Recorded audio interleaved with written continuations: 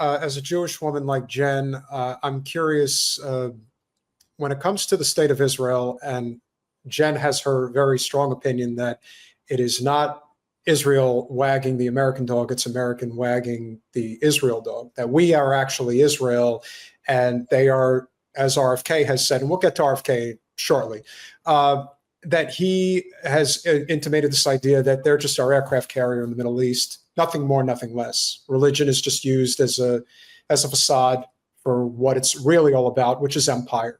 The $500 billion worth of natural gas under Gaza's soil, which I still believe is the reason why this was an orchestrated attack, October 7th, 2023.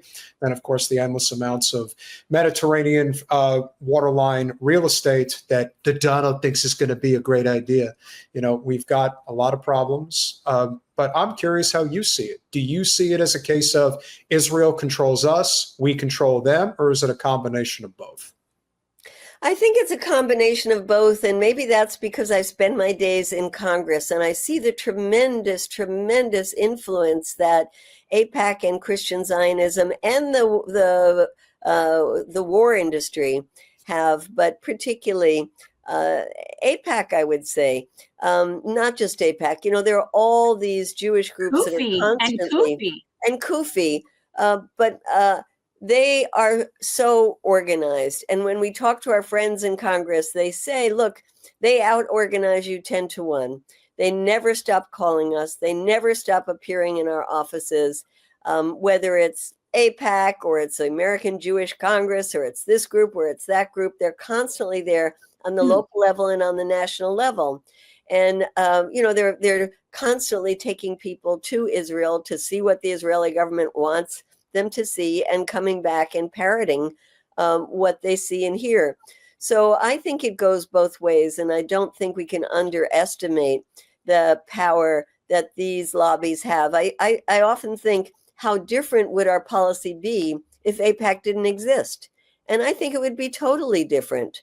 Yeah. So, you know, I understand where you're coming from, Jen, but I do think that there are influences that scare the bejesus out of every member of Congress to the point where they're afraid to stick their necks out about anything. They're afraid to sign on to these joint resolutions of disapproval to stop weapons to Israel. They're afraid to say that we should be funding the UN relief agency, UNRWA. We were thinking today, you know, who could we get to stick out their neck in Congress for Code Pink and stand up for us on the Senate side? And we couldn't think of anybody. So that influence is just something you see and you feel every day that you're in Congress. Yeah, I don't deny it. I don't deny that. And I know that's there, but I'm sort of looking outside of that, even at sort of the bigger picture of empire and how it's connected. And that our Israel project is very important to empire. Now, how that gets demonstrated through the lobbies and people using religion, that's very real. Like, I don't not see that. Yeah. I mean, I think that was maybe true couple of decades ago. I don't think it's so much the case anymore because I don't see the strategic benefit that Israel has to the United States anymore. Nope. I see it as a tremendous liability and that it's becoming an incredible liability at this point because there is no way out if you take the Israeli government position. Yeah. Speaking of liability, and perhaps one of the greatest, I would say, outliers of this entire odyssey over the last year and a half plus, has been, when you think about the censorship that goes on in the United States and how bad that is, the censorship in Gaza is deadly. Hossam Shabat, another journalist, was murdered for trying to cover what is going on when it comes to this genocide. You know, in our country, we throw people into Louisiana. In Israel, they just murder you. I'm not sure we don't do that too. You know what I'm saying? People can get disappeared here. Well, not hundreds of them like is happening to the journalists in Gaza. And No. Pox on all the houses of the journalists in the United States who are not saying anything about what is happening. It's so horrific to think that life goes on in the journalist world and the media world here in the United States. There are some very important exceptions, and of course, in our alternative media like yours, we hear the truth and we mourn the people like Hossam that have been targeted, as you said, targeted by the Israeli government. But this is not what we're hearing from the corporate media.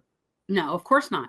They don't want to talk about this, but their donors won't allow them to talk about this. Like, even the people there would never even be inclined to, which is why they have those jobs. I actually wanted to ask you something about this whole Yemen thing, because am I missing something? So everybody is all freaking out about the possible security breach and the signal thing and the blah, blah, blah, blah, blah, right? Like, that's definitely a stupid thing that should be addressed. Certainly within the people that have control over that should address it. Isn't the bigger issue, like, why are we bombing Yemen? Why are we not talking about that? Like, I don't like that they did it unprofessionally, but isn't the bigger issue that we're even doing this? Am I missing something? No, there's two absolutely critical issues that should be at the top of this agenda. Why are we bombing Yemen, and particularly the killing of civilians? I mean, if you look at that signal chat, them talking about, yes, our target just entered his girlfriend's building and now he blew up the building. And the way that the U.S. has supported the Saudis when they were involved in bombing Yemen on a regular basis and killing thousands and thousands of Yemeni civilians. But why are the Houthis attacking ships in the Red Sea? Because of the genocide. And it was so clear that when the ceasefire was in effect, they stopped. And they only started when Israel totally broke with the ceasefire and said they were not going to let in a drop of aid into Gaza. And so if you want to stop the Houthis, you don't do it by bombing them, because that only strengthens their resolve. You do it by telling Netanyahu, okay, the time is up. But the other thing that I think is important to mention about that is how totally unconstitutional it is that the president is not allowed to bomb other countries without congressional approval. And this has not even been talked about in Congress, much less authorized by Congress. So yes, there are very, very big issues that should be discussed, not the stupid way that they went about setting up a signal chat. It almost seems purposeful to me. That's the thing. It almost seems like they did it that way on purpose for it to be a distraction, except for I don't think they're smart enough to really think that way. Like, I don't think Hegseth is really— You're full of conspiracy theory, Jen. I'm just saying, like, because it's so stupid. That's why, because it's just so ridiculous that's what we're worried about when we're bombing Yemen. Like, but had that signal issue not been in there, they would have just said, oh, a wonderfully successful bombing of Yemen where we killed a key Houthi leader, and now the U.S. is all the stronger, and Biden wouldn't take these actions, which of course he did on a regular basis, unfortunately.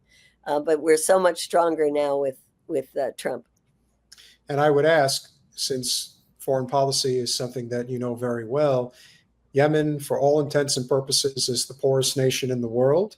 And yet, for some reason, we can't stop decimating this nation. Why do we feel the need to do such a thing?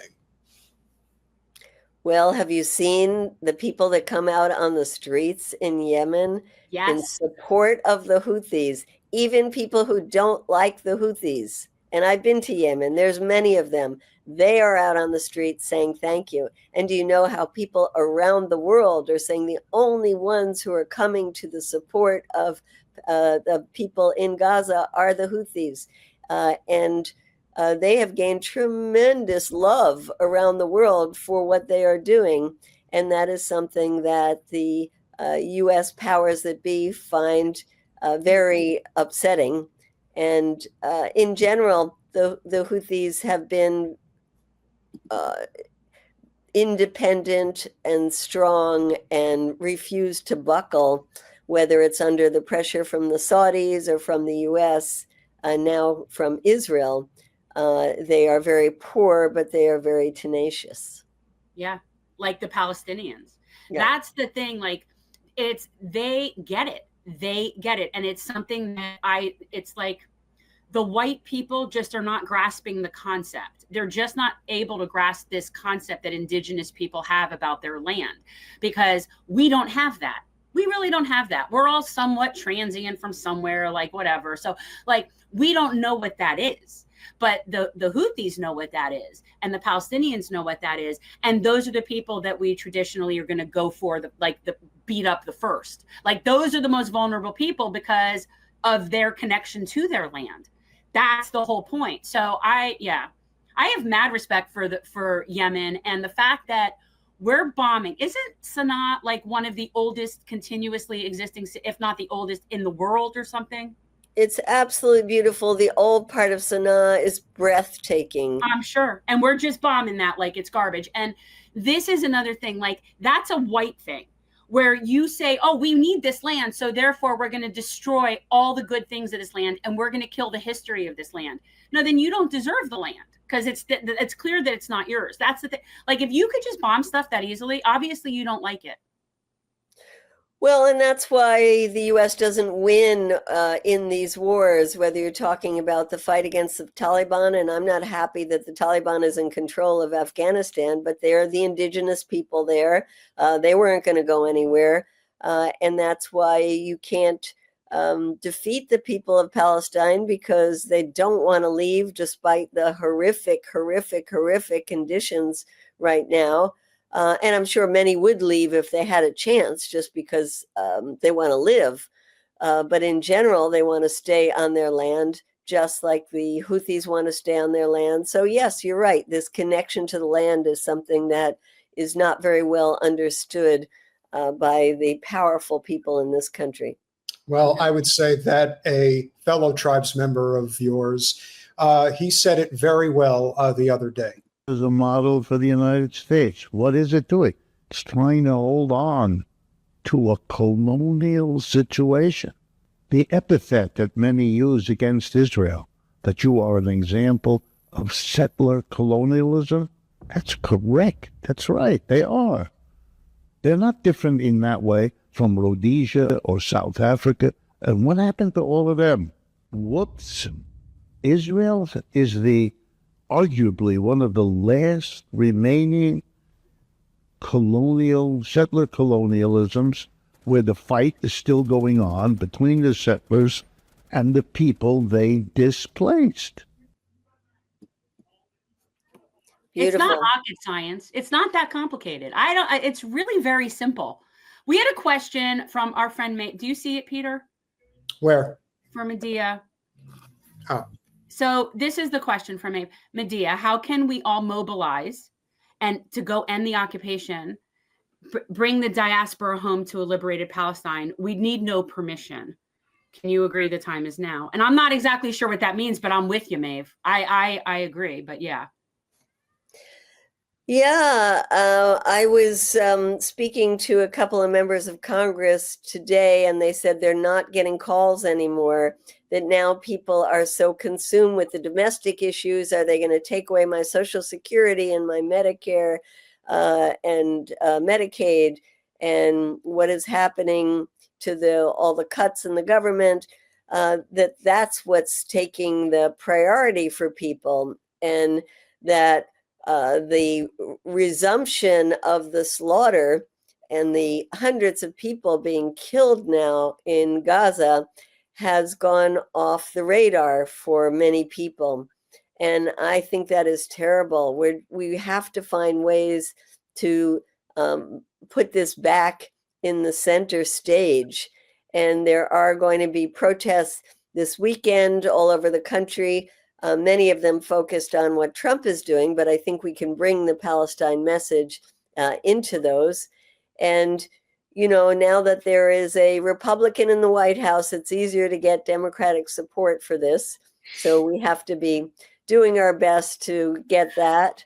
And I think that everybody should take a certain time out of their day, whether it's 10 minutes or 20 minutes or a half hour, and do something for Palestine. Boycott, send the best articles you see are the podcasts around. Make your calls to your members of Congress. There's do have some kind of media watch on the corporate media. There's so many things that you can do, and many organizations, including ours at Code Pink, have toolkits and ideas for what people can do. And I would say join organizations. And now, no matter where you are, if there's a decent sized city around you, there's an organization or many organizations that are working on this issue. So I would say join them. And if you're in one of the places where there just doesn't happen to be one, well, then start one. And what happened to the flotilla? Yeah, the flotilla has encountered all kinds of problems. The Turkish government was stopping it from leaving, didn't want to create this confrontation with Israel right now. The other governments where we've had boats have had the same kind of reaction. It has been very, very hard to get the boats into ports in countries that are going to let us leave. And one, because they don't want a confrontation with the United States and with Israel. And two, they also say that it's just totally unsafe. And so we're still fighting that and haven't given up hope.